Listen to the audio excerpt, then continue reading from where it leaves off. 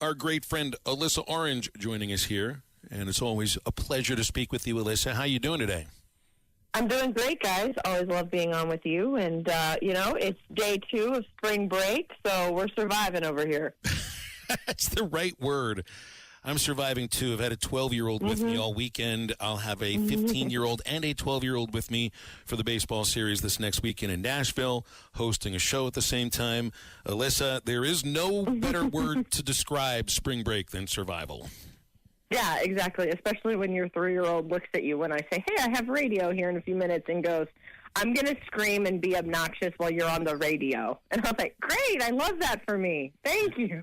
They're just really, really good about that. Yeah, everyone's going to need a nap to make it to 9:15, or really not to make it to 9:15, it's to make it to midnight, because the game won't end before then Thursday. Right, exactly. I mean, I'm going to have to probably, the best thing for me is those two for $5 Red Bull deals at the gas station that I'm going to probably have to take advantage of on Thursday to get me to midnight for this game in San Francisco for sure.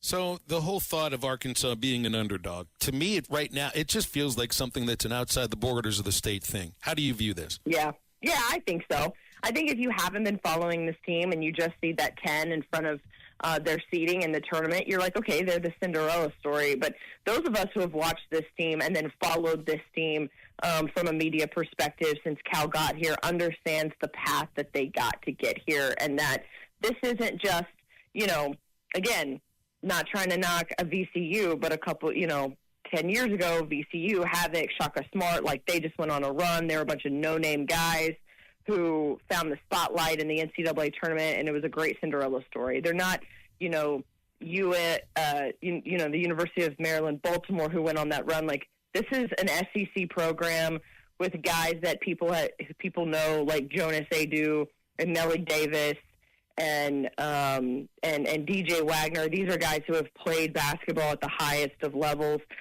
since their career started. So I don't really think they're a Cinderella story.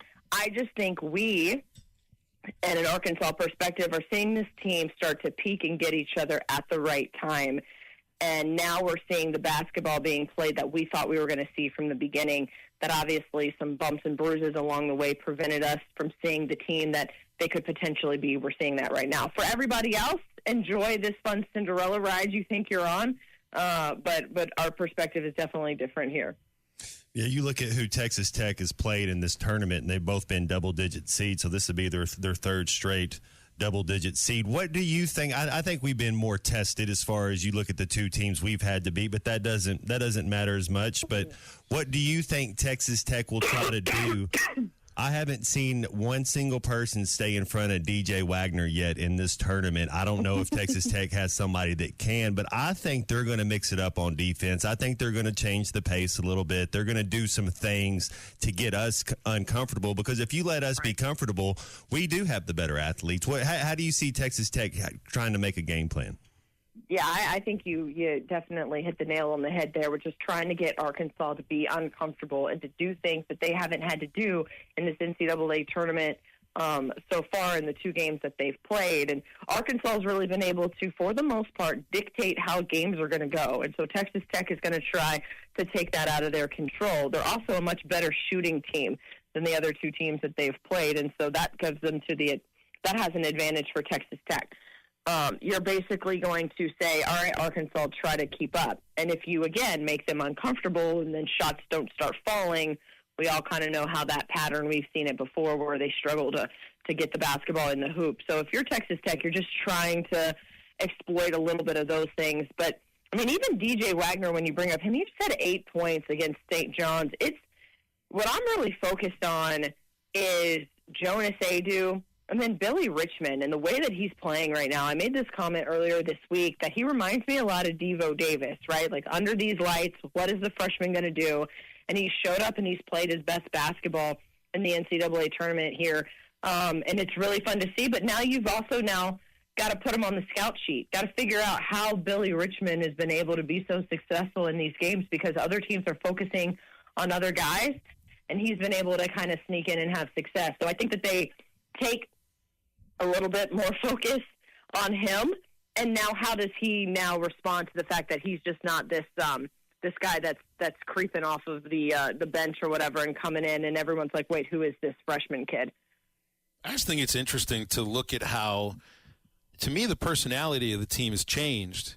And should, because they've been playing winning basketball, but we thought they're soft back in January. They're going to be a finesse team. That's really not what they are.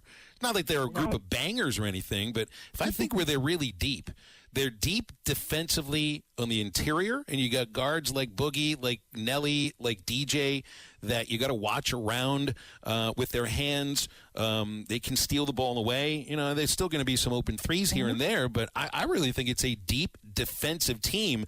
And I know Brazil sometimes isn't the best defensively, but he'll clean up the glass. And the team's worst defender is Z, and he's not really playing very much right now. Right, and I also think they're just scrappy. Like, if there's a word, they've gotten a lot scrappier as the season has progressed and as they figured out who they are. And I think that's a big credit to the freshmen like Carter Knox and Billy Richmond, who are going out there and really just, giving it all. And I remember going back to a press conference I was at with Cal and asked him about Carter, and he mentioned Billy too, and he goes, there's a difference between playing fast and playing sloppy. And, like, we want to play fast, but we also don't want to get unfocused and, like, make mistakes. And we're working on that with those guys. And now we're seeing them play fast and not make mistakes. You don't have Billy Richmond in foul trouble with, 15 minutes left in the game to go. And so everyone else is like, well, I want to play to the way that these guys are playing, with the energy these guys are playing, and it's contagious. And so you're kind of seeing that a little bit on the defensive end specifically. Everyone's playing a little bit the way that I think Billy Richmond and Carter Knox played from the beginning when they started getting more minutes. Alyssa, but I do want to ask you a Mookie Betts question before we get out of here. But while we're still talking the NCAA tournament, is it still Florida and Duke? Before the tournament started, everybody kind of had Florida and Duke in the national championship game. Who do you think it reaches the national championship game? Man, I have Tennessee winning it all, so I'm going to go with Tennessee. But Bella does have Duke as her winner in her bracket. Finn has Kentucky, which I don't. He filled that out with his dad, so I don't really know about that. But Bella has Duke, and she has Duke because it's her favorite character on Secret Life of Pets. So I'm never going to pick Florida ever.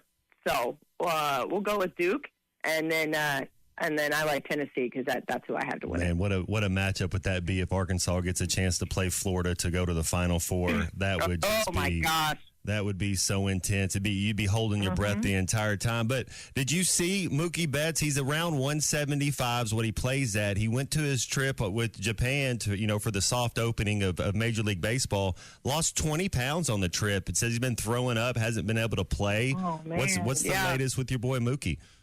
I know, and oh man, you hate that for him too. And so hopefully he can kind of get that back, because losing that much weight in that short time, he doesn't have 20 pounds to lose for anybody. No.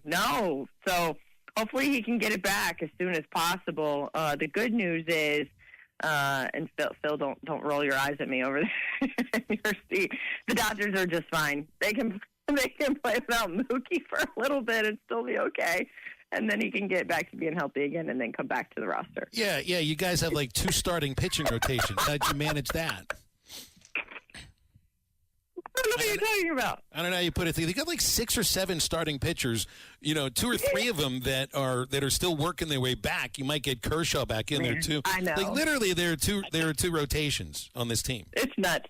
And can we also say, I was having this conversation with my dad, who when we were in Vegas and for his birthday, and I'm like, isn't it crazy that like we live in a world right now with the Dodgers where like Clayton Kershaw could have like not made the team? It's like, what is happening? It's good to be a veteran that's already known he's in the Hall of Fame. Right. Hey, I'd be remiss if I didn't ask you about Coach Kelsey Music. We had her on the show. Our interview with her ended about an hour ago. Man, she sounds energetic. She's really intelligent. Sure. I enjoyed the talk with her. I think I'll enjoy the style of play. It's a tough league to just come into and try to build immediately, but she's built programs. Yeah, no, and I'm excited to see what she does. I mean, I think both of us, you and I, Phil, understand that we can be excited for what she brings, and obviously hate the fact that the way that it ended with Mike. But now that this new era has started and Lacey Goldwire is going to remain on this staff, and I think that that's a really good holdover for this staff. I don't know exactly what Amber Shiree's role is going to look like, but you hope, Amber is around the program too. And that kind of enthusiasm, and Mike came in with that enthusiasm too, like where is that going to take her? How is she going to be able to recruit? But we also know that NIL is still a thing that she is going to have to battle and figure out, try to bring in players with not the NIL budgets that your South Carolina and your Tennessees and your LSUs have, and see what she can do with it. I am not going to sit here and say, I know that there was a lot of negativity when she was hired. I think that was very unfair negativity, and I think people who are close to the program or around the program and who kind of know exactly what's going on with the program understand the hire that was made and why it was made, and the opportunity given to her to do the most with not a whole lot right now with this women's basketball program. So I'm excited to see what she can do, and I've talked to a lot of fans and boosters who have gone to the Mike Neighbors luncheon over the years and are on the front row at the basketball games during the season, and they're excited. And those are the fans that matter, the fans that actually give to the program and care about the program and want to see it succeed. They're excited about her, and I think they're going to rally around her. So it'll be really fun to see what happens. BetOnline is the world's most trusted betting platform and your number one source for betting on all the madness. Whether you're a seasoned fan or a first-time bettor, BetOnline is your ultimate game day companion. With the largest selection of odds on everything from college basketball to a $200,000 bracket contest, BetOnline continues to be your number one sports betting source. From every Cinderella story to every hat trick, BetOnline has you covered with odds, stats, and more for every game, every play, and every win. BetOnline, the game starts here.